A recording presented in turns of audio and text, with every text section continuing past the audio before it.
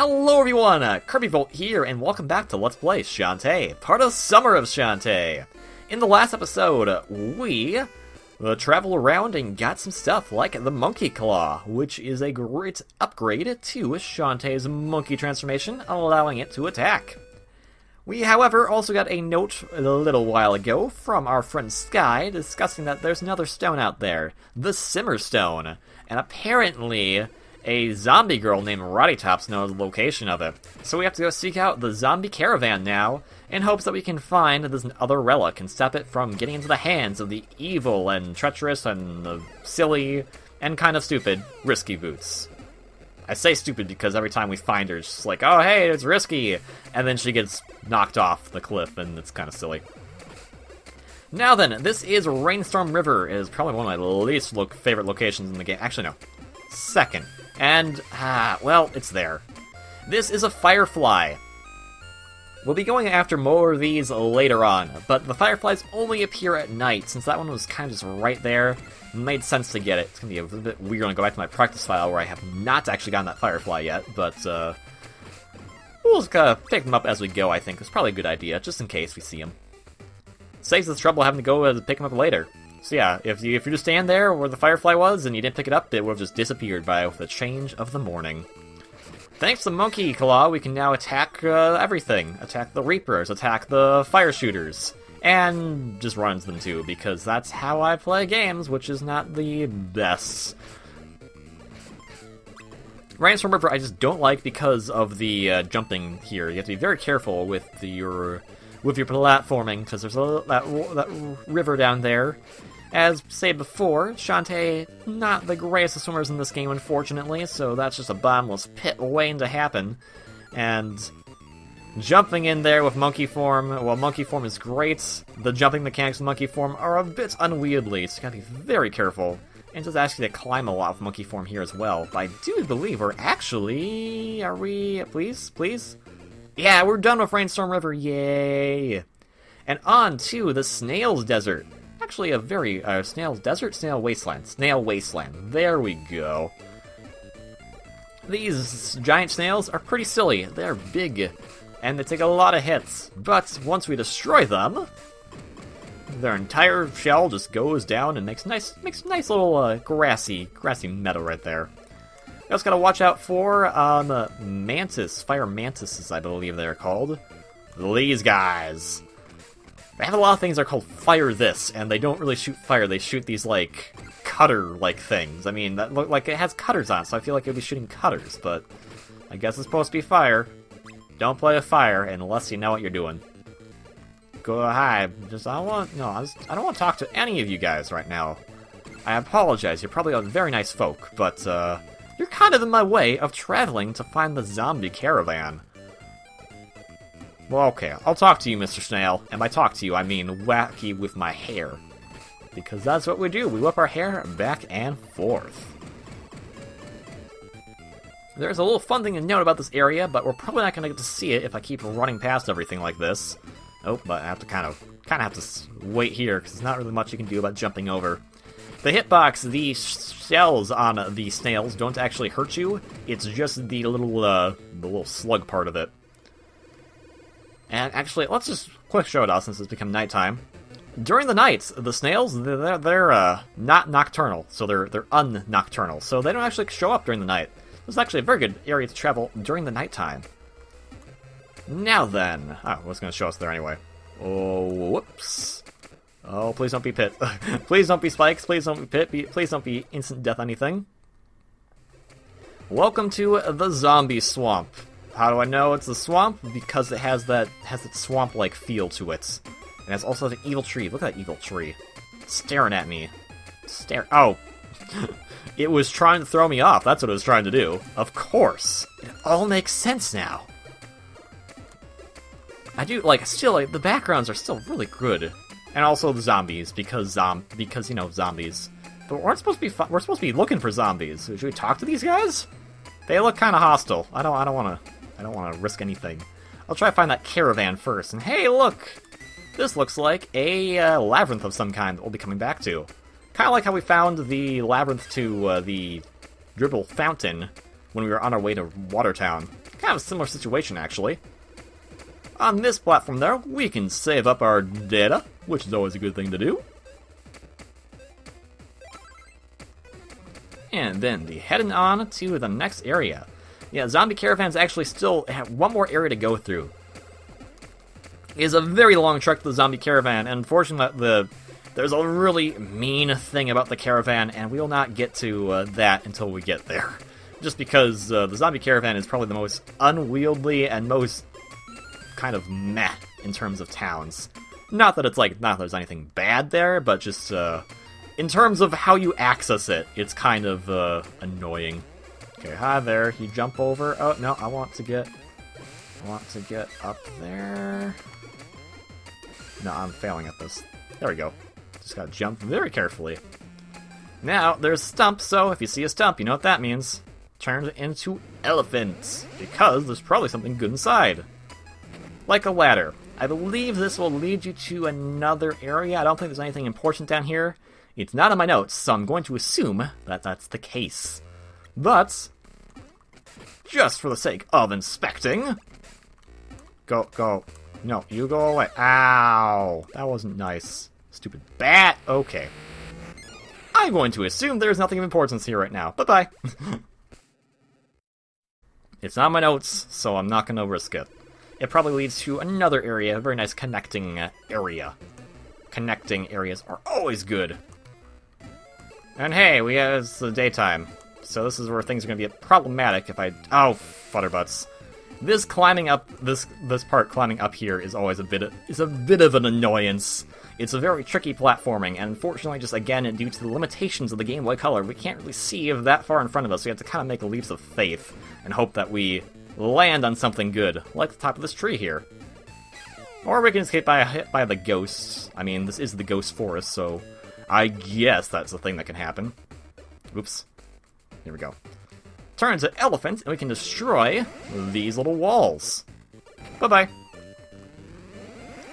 Well, there's another wall that will be use that with elephant, but unfortunately, elephant cannot jump that high, so only if you're using a normal Shantae or monkey, if you just like the monkey, because the monkey is pretty adorable. Also, okay, actually, let's go back here. Look at this. This is pretty cool. Just, I love little details like this. So awesome. I love that kind of stuff. Anywho's, there should be another one of these walls, like I said. And then we will open the door. Get on the floor. Everyone walk the elephants. That's a song, right? I'm pretty sure. That's how the song goes. Now, here is the tricky thing. We're in the Archer's Forest. A bit of a predicament, because we've actually passed the Zombie Caravan. How can that be possible, you ask? Well, the Zombie Caravan only appears at night. It's a traveling, roaming caravan, and so... Being careful with the platforming here, because that's instant death. Oh, okay, that was close. You have to make sure that it's night when the Zombie Caravan appears. Luckily, at the beginning of the game, it's always in the same place. And yeah, that's what the kind of tricky thing about it gets. Is after you complete the next labyrinth, the Zombie Caravan is constantly moving. You'll never really know where it is, and since it only appears at night, it's a bit of a tricky. But since it's not appeared yet, we can actually go and do something here. Let's talk to this kid. He loves watching cute girls dance. The more, the better. Last time we got an item back in Oasis Town, which was the Twin Mints. If we use the Twin Mints, that will turn Shantae into 2. And she has double the attack power, but also double the dancing power. And look, he's so happy about it. This is gonna be the best dance of his entire life. Okay, I think he's good. We have just straight up murdered a child. Okay, congratulations! Luckily, we get a heart holder for that, so... bye? I don't know if that was a kid or a clown or whatever that was. Maybe it was like a ghost of something, so... Whoops, just, be careful where spikes are, children. It is, they're dangerous, and sometimes very lethal. But now we have another heart holder, which means we have more health, and that's always a good thing. I mean, it was a good time, this kind of good time waster as we try to have the, night cycle kick in. Because we need it in order to advance the plots, because we need to get to the Zombie Caravan. Alright, buddy, you go down. Give me your gem. And yeah, there's this place called Archer's Forest, but I have not actually seen the archers. Oh, they're right there. There they are. I'm ignoring them. Oh, it just turned night. Sweet. Here's the zombie caravan. Alright, in we go. Now, the zombie caravan is one of the most simplistic of town areas, but I do actually admire its color palette. It's so, like, it's got the kind of, like, nightclub feel to it. That's really cool. We have to talk to this guy. Hey, meat sack. Welcome to the zombie caravan. We'll be gone by morning, and who knows where we'll turn up next. Better stock up at the shop. Unfortunately, the shop does not have anything unique to it like Watertown does, so it's not that big of a deal. One thing that's really cool with the zombie caravan, it has this nice little touch to it, is that they're all wagons, because this is a caravan of roaming people. Why would they be why would they be buildings? I found it really neat. In addition to that, they actually have also changed up all the NPCs, because, since it is a roaming band of zombies, it makes sense that you would have zombies tending all the shops. There's a lot of those nice little touches, because, you know, in some games, like, they'll do it, it's like, oh, it's a town themed like this, and it's like, oh, it's a normal shopkeep I see every single time. And I just love that they, like, it may seem like a no-brainer, but keep in mind, this came back out in 2002. And the most, like, recent Game of Color game I'd played at that point was, like, Pokemon Crystal. And it was just like, yeah, Nurse Joy exists in all the places. I mean, what if you went to, like, a Lavender Town, and it was more of, like, a goth, like, Nurse Joy, because of all the, like, creepy stuff that happens there? That'd be cool. Why don't more games do that? Like, I love these little bits of detail. Anywho, we've kind of already done a bit of a tour, but unfortunately, the zombie caravan does not have anything unique to it, except for the plot-related area, which is this tree. Okay, that's not it. It's the one that has a big, giant keep out on top. So, let's go inside and see what's going on.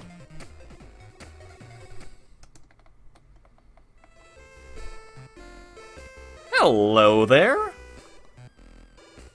Excuse me, I'm looking for a zombie named Roddy Tops. I'm Roddy Tops. Who are you? My name's Shantae. You replied to my question about a magical stone, right? Oh, there. It's called the Silverstone because it burns endlessly. It's kept deep inside the Cackle Mound by a society of shriekers. What about it? I need to get to it before something terrible happens. Can you show me the way inside? Me? Show you? Ha! Aren't you afraid I'll ask you to ask a zombie for help? I might try to eat your brains. I only thought wild zombies ate brains. So there you have it. The zombies we found in the world map, those are wild zombies. They're different from domesticated zombies. I guess, think about like if we lived in a world like that, it was just like wild human.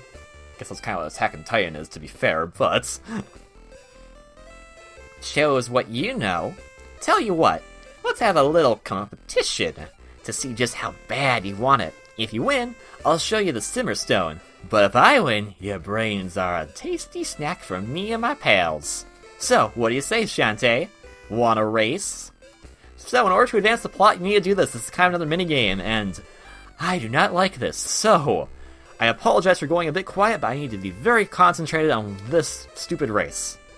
I'll explain what the details are after it's over. Let's begin.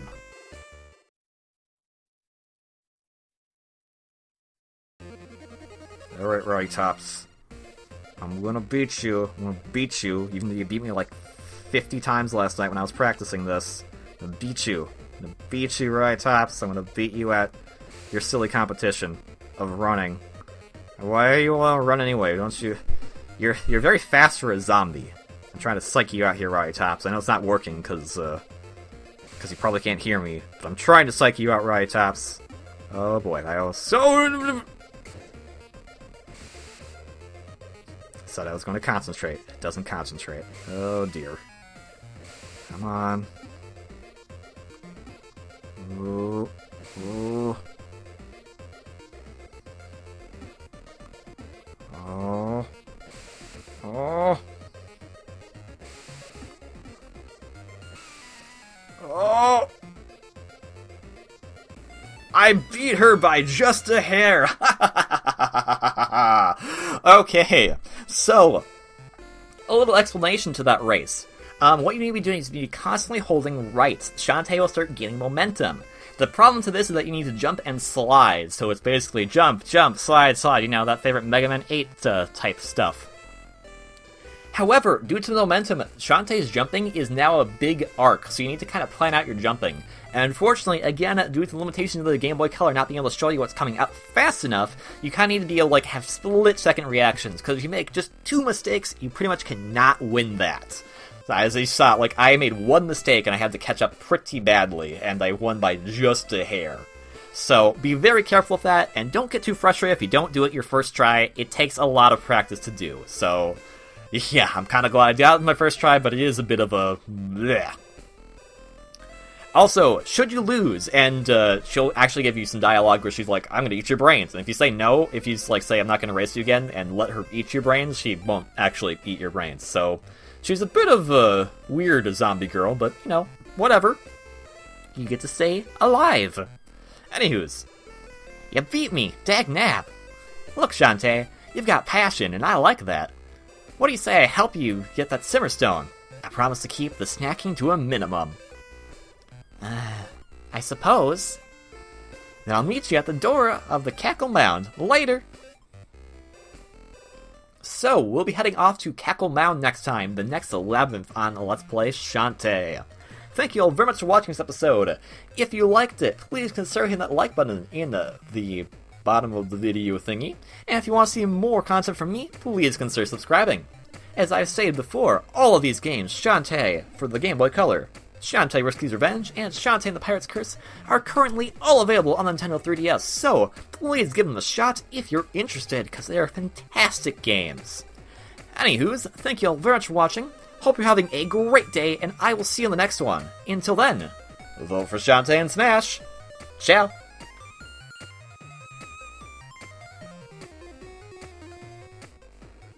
This music's so good.